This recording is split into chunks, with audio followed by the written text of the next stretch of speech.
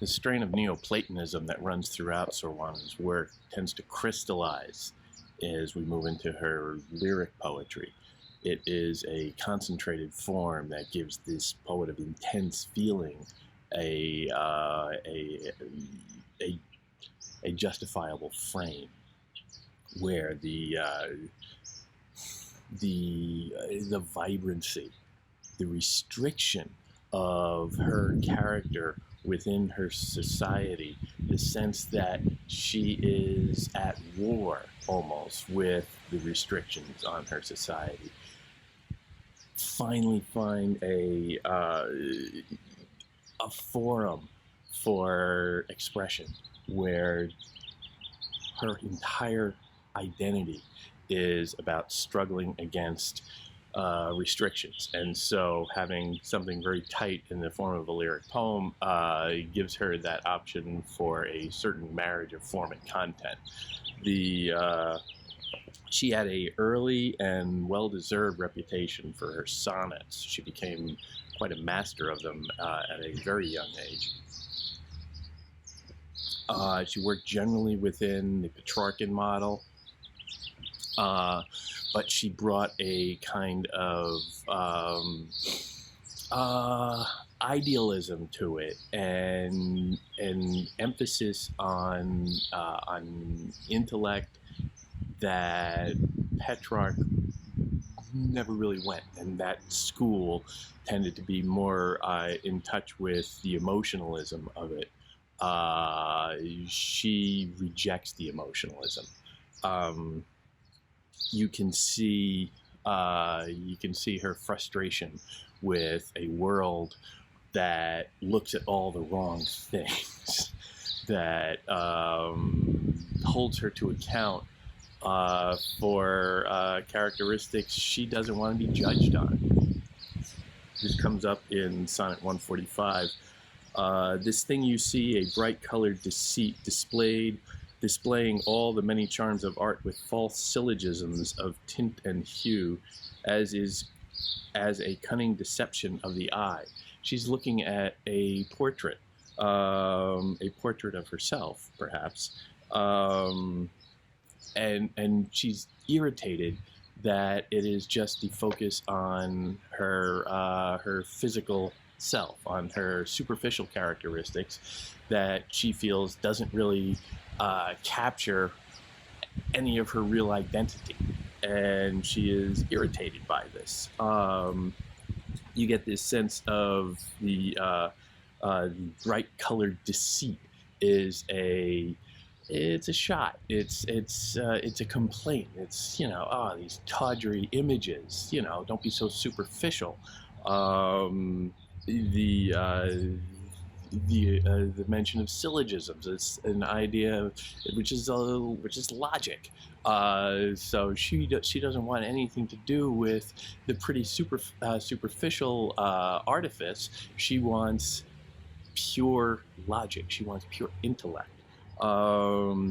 This thing in which sheer flattery has tried to evade the stark horrors of the years and vanquishing the cruelties of time to triumph over age and oblivion. She what would she make of Botox? Is vanity, contrivance, artifice, a delicate blossom stranded in the wind, a failed defense against our common fate, a fruitless enterprise, a great mistake, a decrepit frenzy, and rightly viewed, a corpse, some dust, a shadow, mere nothingness. I love the organization of this poem. I love the Petrarchan breakdown, the octet up top. Two sets of four lines, two stanzas of 4 lines, where it's just floating this idea up there, floating this this topic, considering it, and then the sharp stabbing of it in those last 2 sestets, or in that last sestet, is vanity, contrivance, artifice. Listen to the way that those words just stab out at the idea of it. A delicate blossom stranded in the wind, a failed defense against our common fate, a fruitless enterprise, a great mistake, a decrepit frenzy, a rightly viewed, a corpse, some dust, a shadow, mere nothingness. Whoa! That last is honestly a quotation from another poet, one she admires, but and one from a giant of the Spanish tradition, European. She is working in Mexico within a within a European model here. So you can see that tension already of, she's the outsider, just struggling for some recognition. But you feel the anger, the irritation with the people who are focusing on all the wrong things, the disillusionment she feels with this world. The Spanish have the term the desengaño. What is this all for? It's just stupid. You get this sense of irritation, frustration, anger with art, honestly, which is kind of strange coming from an artist. Does she not want us to be considering her poems as art? Does she not want does she not want to be judged on aesthetic criteria? Why isn't she writing philosophical essays if she just wants to be judged on her thought? I don't know. It's a puzzle. It's part of the fun of this kind of reading, where you're confronted with paradoxes, and it makes her because she is so complicated, so crystallized. It makes her a particularly fun subject to dig into.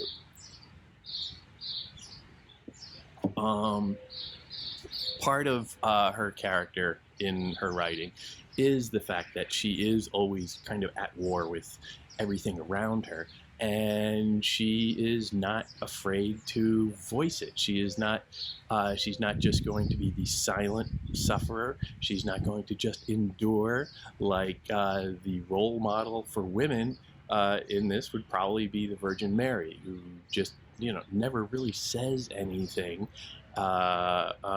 She just quietly does what she has to do and is always there supporting silently.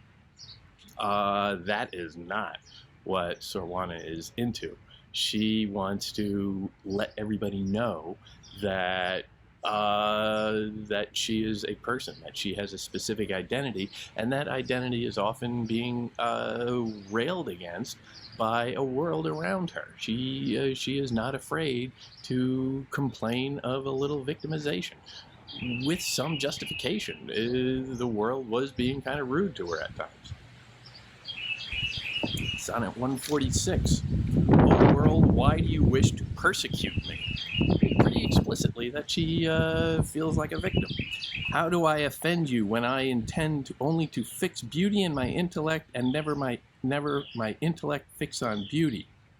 Which is a complicated little notion, but it seems to me that fixed beauty in my intellect seems to be, again, that Neoplatonic strain of an ideal beauty, an ideal form that she can imagine in her mind.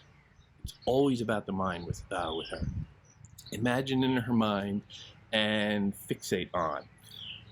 Instead of, and never fix my intellect fixed on beauty, instead of focusing her mind on physical beauty, on beauty in the world as opposed to in her mind, on, staring into the mirror all day long and trying to, get the right makeup application.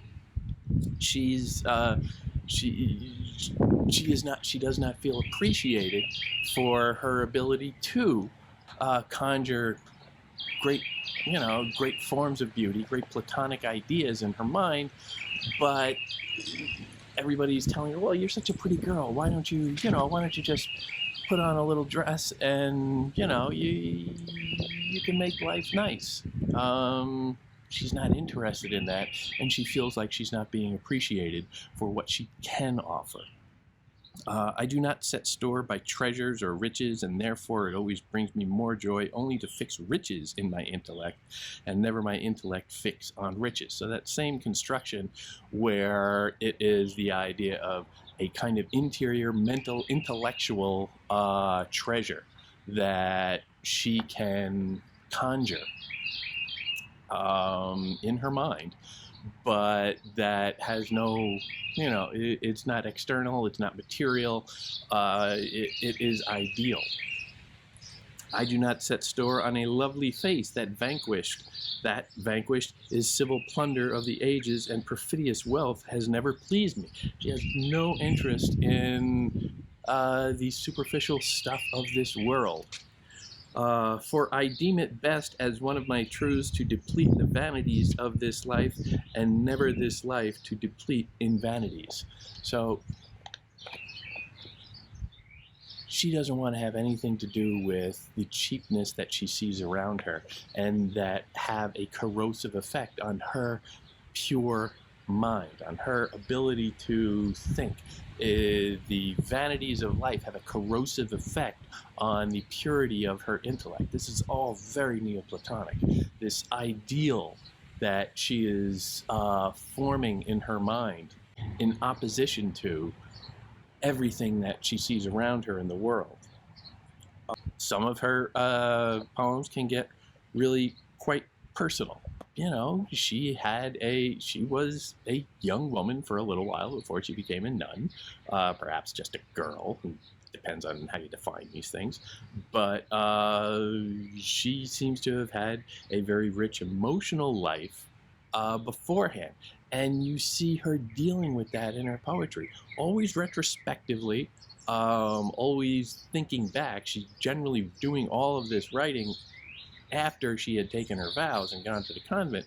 So it's a complicated alchemy of emotions that she's dealing with, but you get a real sense of some life beneath the habit, beneath the nun's habit.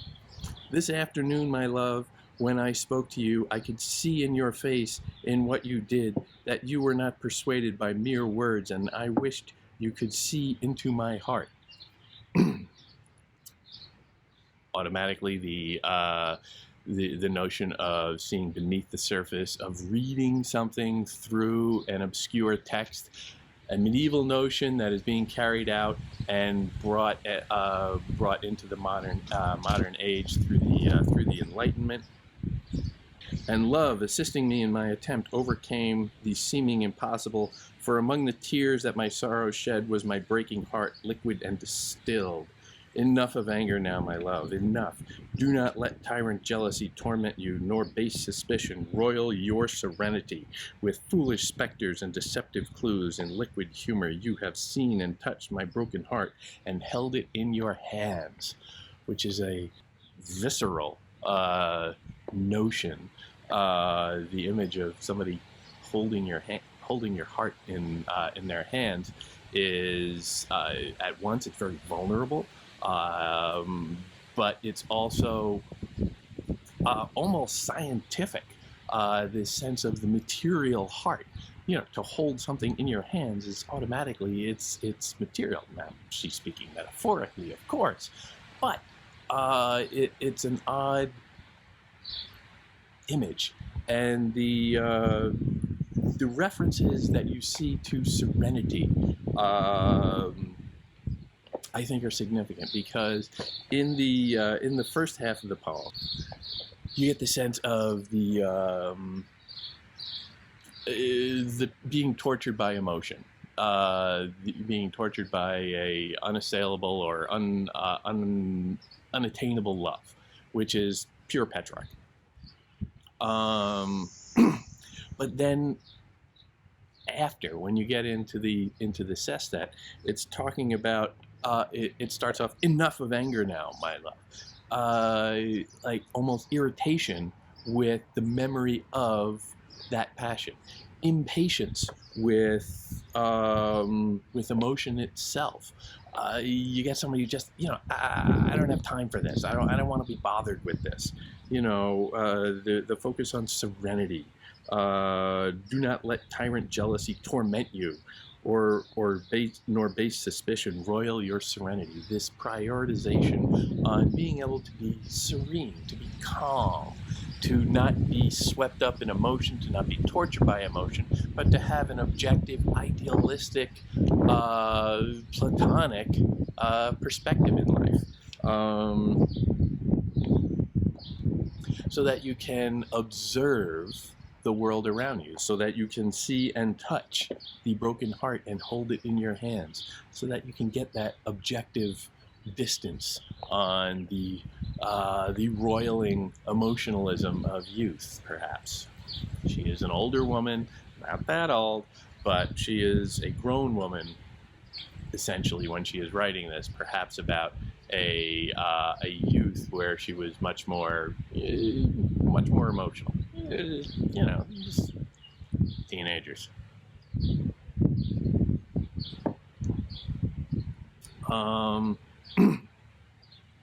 You get another sense of this in 179. I adore Lisi, but do not pretend that Lisi will return my token of love. For if I deem her beauty within reach, I offend both her honor and my mind. To intend nothing is all my intention, for I know that no merit so much that to merit so much grandeur, no merit can suffice, and it is foolish to act contrary to my understanding. I conceive her great beauty as something so sacred that audacity does not wish to give the slightest hope to love, for yielding my great happiness to hers in order not to see it badly used, I think I would regret seeing her mine. Another sense of the irritation of emotionalism, a kind of pragmatism. It is foolish to act contrary to my understanding. Her understanding, her intellect is, again, that's her priority.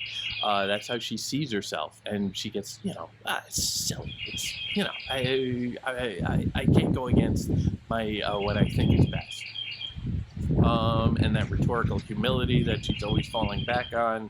Her beauty is something so sacred that audacity does not wish to give the slightest opening to hope.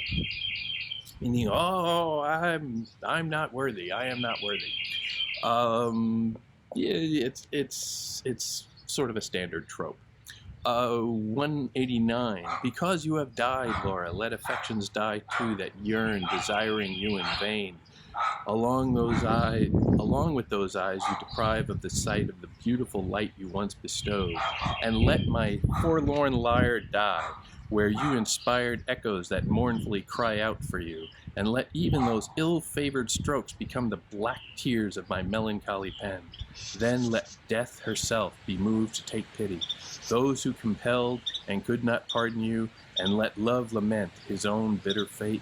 For if at one time he longed to enjoy you and wished to have his eyes so that he could see you, now they will serve him only to weep for you. Again, this sense of love equaling a kind of emotionalism, which equals misery. And she doesn't want any part of it. She's stressing, desiring you in vain. I understand that that desire is silly, it's pointless, and I have that intellectual judgment, but still I'm tortured by the emotions, and you get this sense of frustration with the emotionalism of it. My forlorn lyre, that lyre, L-Y-R-R-E, is obviously her poetic gift. And she writes an awful lot about being a poet and being that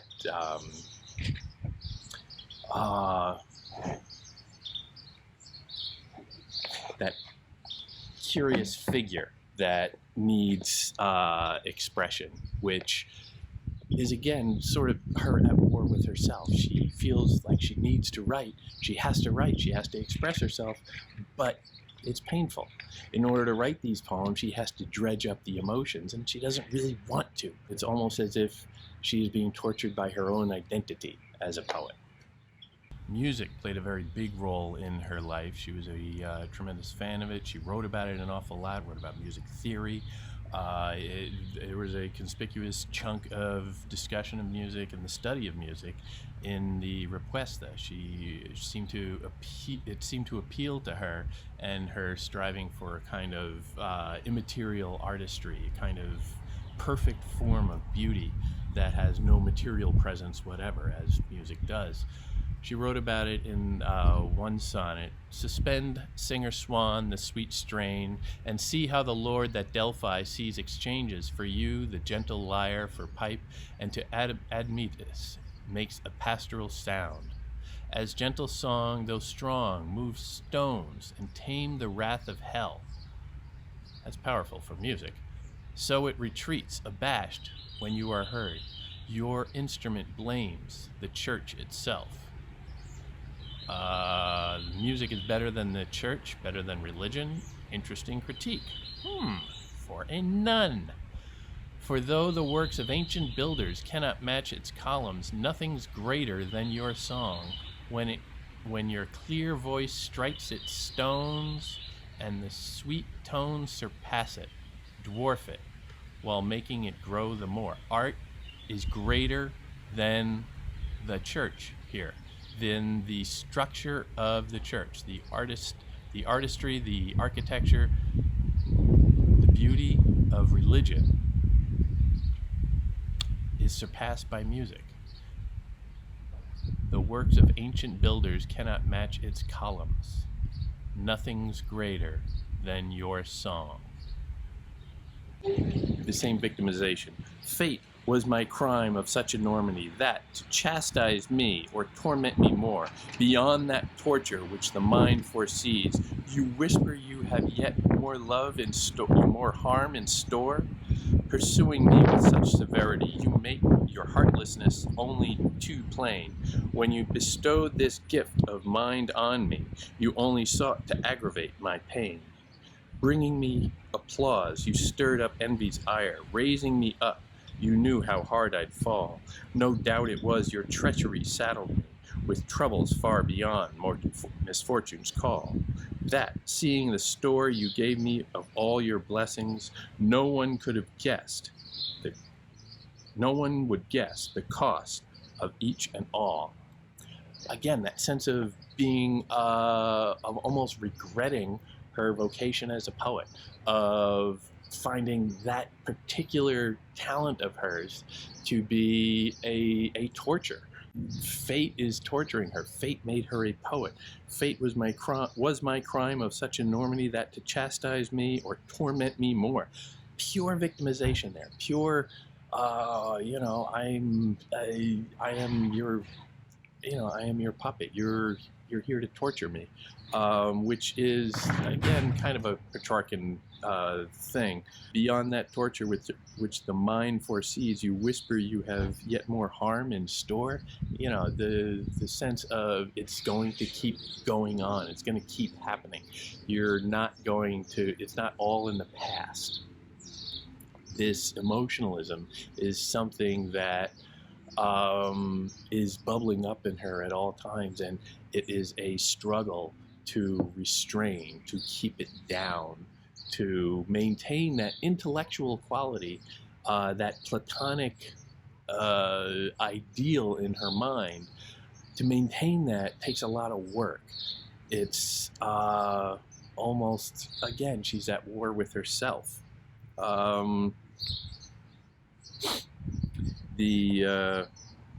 No doubt it was your treachery saddled me with troubles far beyond misfortune's call. It's a vision of life that is deeply, deeply personal and emotional, but also just frustrated at her life as a human being, because she cannot live in a spiritual or intellectual realm. She wants to attain to a kind of an immaterial existence, which here is something that might have attracted her to the convent. She, as a nun, she is being called to live a spiritual life and to disdain the things of this world. And well, that's kind of what she's talking about in her poetry: the need to dispel all of the cares of this world and just live not so much in God, but in a platonic ideal of pure intellect, which many traditions have equated with God. So she's right in the wheelhouse there. She, this is Thomas Aquinas, and this sense that you can do that, and it's not antithetical. Her problem is that she has trouble finding that synthesis of these two strains.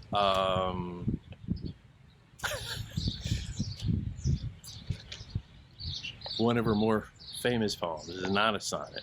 It's sometimes titled "O Foolish Men." It's technically also the Redondilla 92. It's essentially a bouncy little dance tune song where she takes men to task, and it's fun. O foolish men who accuse women with so little cause, not seeing you are the reason for the very thing they blame.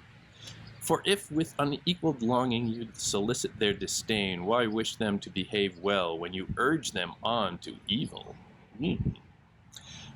You contend with their resistance, then say gravely that the conquest arose from their licentiousness and not your extreme diligence.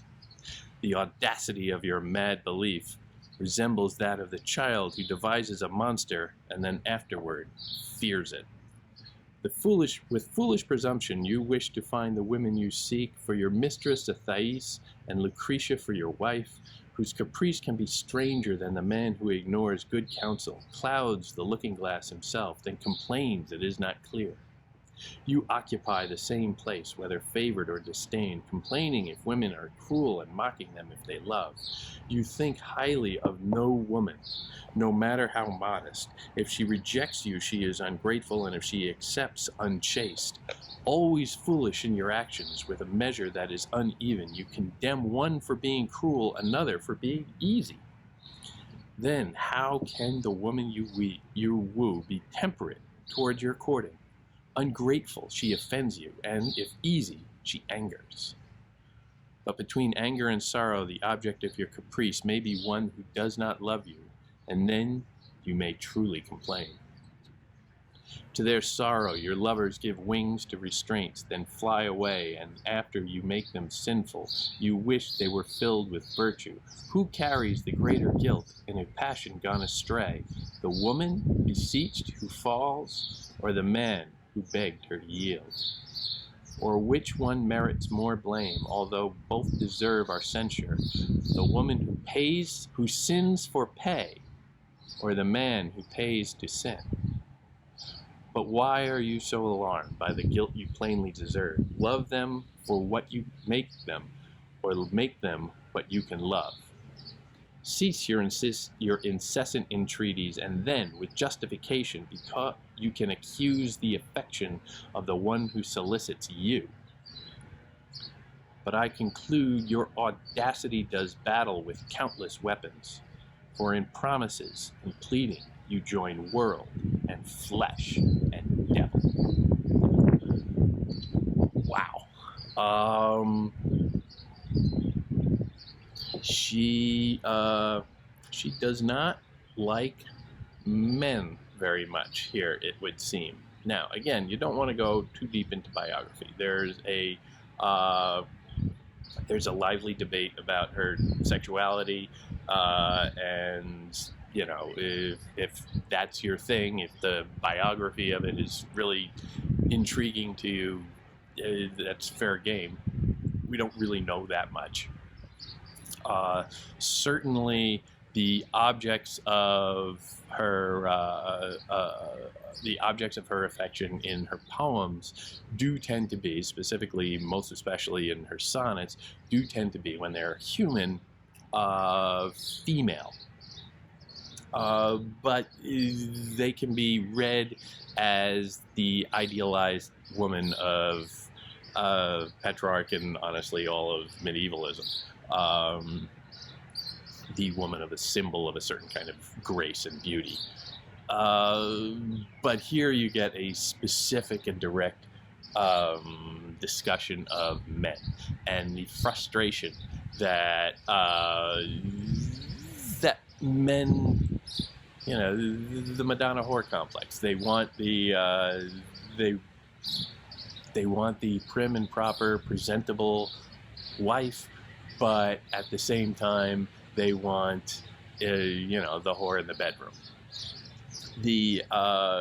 That contrast she finds maddening, because it is like it's hypocritical, it's unfair to women in general, but you get a sense also of just like the intellectual dishonesty of it. She seems quite frustrated by it, so much so that, you know,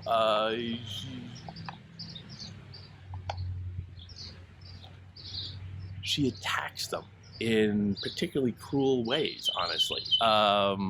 Justifiable? Sure. But it's remarkable. You think highly of no woman. Probably an overstatement, but you know, you get a sense that this is somebody who has dealt with an awful lot of misogyny in her life. Remember, the Requesta was a priest, a bishop, who was taking her to task for speaking up as a woman, largely. And, you know, she feels, and he was pretending to be a woman to do it, but you feel this outrage at how her feminine identity is always discounted, is never ever considered of any value, and all that she has to give is cheapened. She's only judged for physical beauty, and even in that, if she is beautiful in a particular way, you get a sense here, a sexy way perhaps, that's the way she's going to be judged, and she'll be discounted for her morals, and she'll be, oh, that woman. But the hypocrisy of it really bridles her, so much so that she even takes, writing as a nun, she takes the side of prostitutes here. Which one merits more blame, although which both deserve our censure, the woman who sins for pay or the man who pays to sin? Okay, she says they both deserve our censure, but she's saying, well, maybe one is worse than the other, and who would that be? Culture has been dealing with this for quite a while. It's the world's oldest profession, theoretically, and generally speaking, men get off much easier. The punishments for solicitation in most legal systems tend to be rather light, and for prostitution, much heavier. She's calling this out. She is saying that this is unfair, that we as a gender, women, are being judged unfairly by people who can't even make a coherent judgment on their own. They are being intellectually dishonest, but they are judging me for my intellect. And I think that's what's really rubbing her here. I think it's the frustration she feels with the world that is always telling her that no matter what she does, she is wrong. She is not the right fit. She is... she's just not what the world wants. And so the world is going to beat her up until maybe she relents, or at least she just, you know, stays quiet and learns to play along.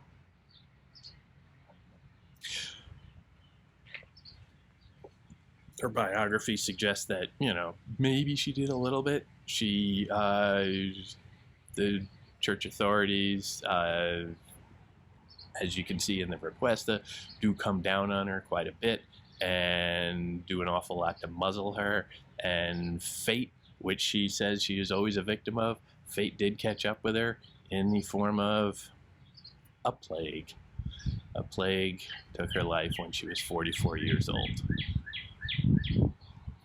So maybe she had some justification in always feeling fate's victim.